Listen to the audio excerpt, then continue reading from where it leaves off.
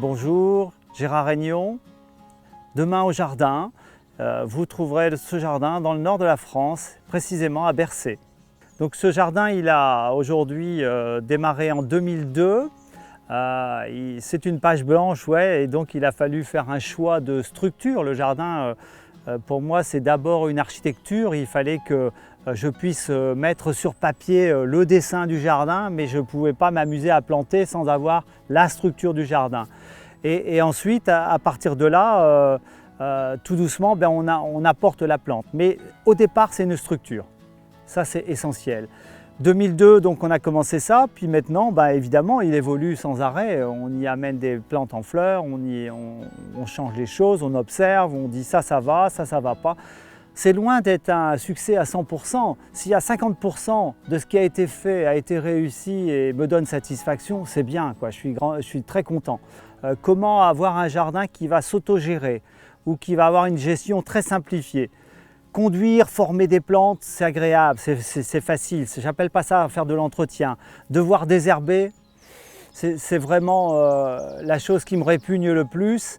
Donc il faut essayer de trouver les plantes intéressantes. Alors intéressantes, c'est ni trop agressives, ni trop qui se développent de trop, mais qui vont coloniser le jardin de telle sorte que même les prêles ne passent pas à travers, quoi.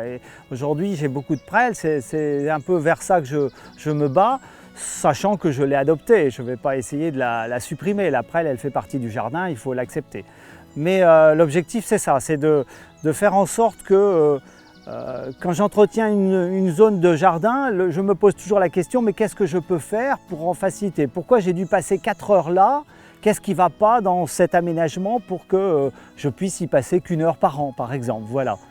Il y a les plantes et il y a les plantes dans la façon dont on les utilise. C'est-à-dire, je pense qu'un premier chapitre, c'est la taille des arbustes, etc. Si je travaille en dégageant les sols, etc., et que je ne supporte pas les branches au ras du sol parce que je bêche, forcément, je permets l'arrivée des adventices. Si je m'amuse donc à retourner les sols, à bêcher, etc., forcément je favorise les adventices. Donc il y a toute une part agronomique qui est importante, ou gestuelle dans le jardin qui est importante, et puis il y a les plantes, et puis les bonnes plantes que je vais chercher à développer dans un jardin qui commence à se couvrir d'ombre, ça sera la fleur des elfes, les épimediums. Je teste quelques variétés, mais les meilleures qui vont avoir un envahissement rapide dans lequel même la prêle ne pousse pas. C'est les carex, c'est du valsténia, c'est certains géraniums. Il y a des parties du jardin qui n'ont subi aucun traitement ou aucun désherbage quasiment depuis 12 ans. C'est quand même assez formidable. Quand on a un carré de 12 mètres carrés ou 15 mètres carrés qui n'a pas dû subir de désherbage, c'est juste intéressant, quoi. Je crois que j'ai jamais été vraiment passionné par les produits phyto, ni même par les maladies des plantes. Je reconnais que j'ai toujours beaucoup de mal à savoir identifier une maladie sur une plante, etc. Et de ce fait-là, sortir un pulvé, faire des solutions, c'est des choses qui m'ont toujours rebuté un peu. Mais avec le Grenelle de l'environnement, il s'est avéré que j'ai pris la décision de tout arrêter ces phytos et de commencer à me dire, mais tu fais du jardin, pourquoi? Donc pour transmettre, pour faire le bien, pour faire le beau, pour avoir de l'apaisement chez la personne, enfin c'est tout ça.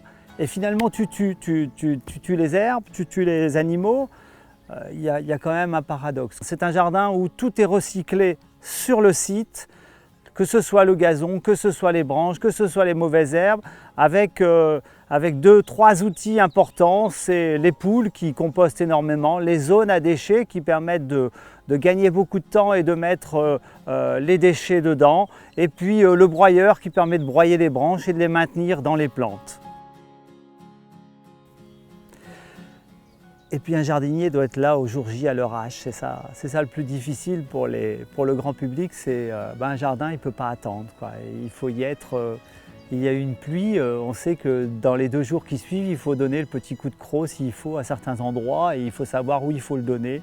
Voilà, et puis il ne faut pas faire n'importe quel geste malheureux en agronomie, quoi. Je continue à avancer comme ça, quoi.